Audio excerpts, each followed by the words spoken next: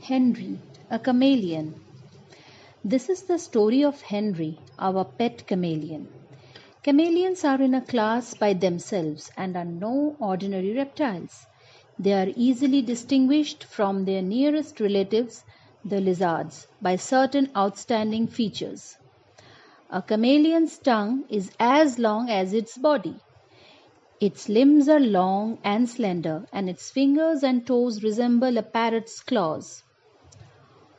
Henry had a rigid crest that looked like a fireman's helmet. Henry's eyes were his most remarkable feature.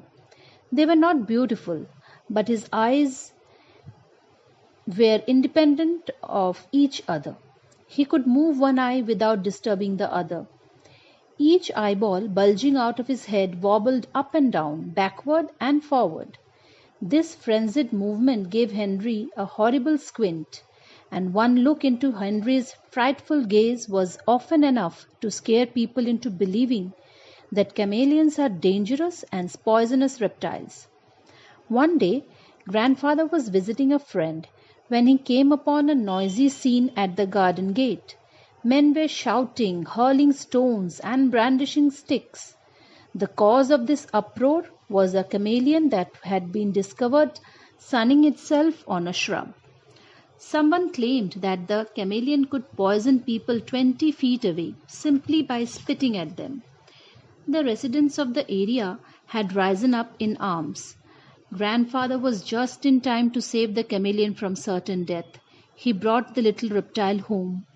That chameleon was Henry, and that was how he came to live with us.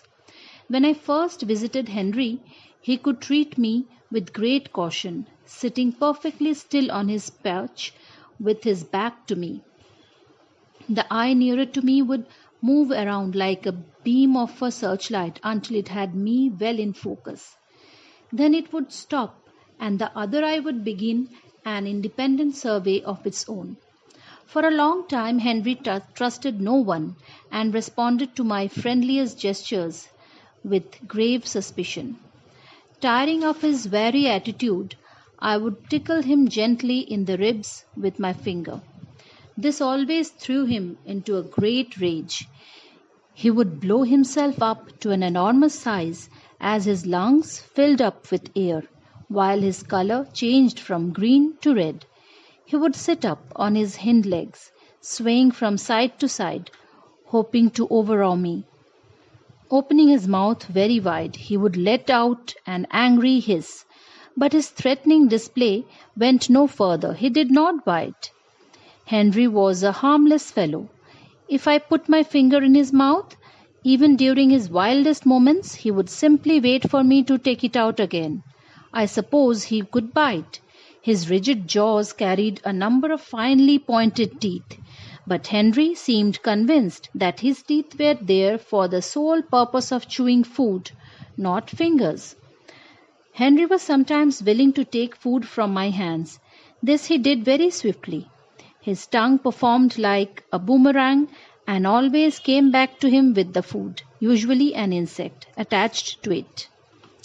Although Henry didn't cause any trouble in our house, he did create somewhat of a riot in a nursery down the road.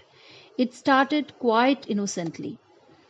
When the papayas in our orchard were ripe, grandmother sent a basketful to her friend Mrs. Ghosh, who was the principal of the nursery school. While the basket sat waiting, Henry went searching for beetles and slipped in among the papayas unnoticed. The gardener dutifully carried the basket to the school and left it in Mrs. Ghosh's office. When Mrs. Ghosh returned after making her rounds in the school, she began examining and admiring the papayas, and out popped Henry. Mrs. Ghosh screamed. Henry squinted up at her, both eyes revolving furiously. Mrs. Ghosh screamed again. Henry's color changed from green to yellow to red.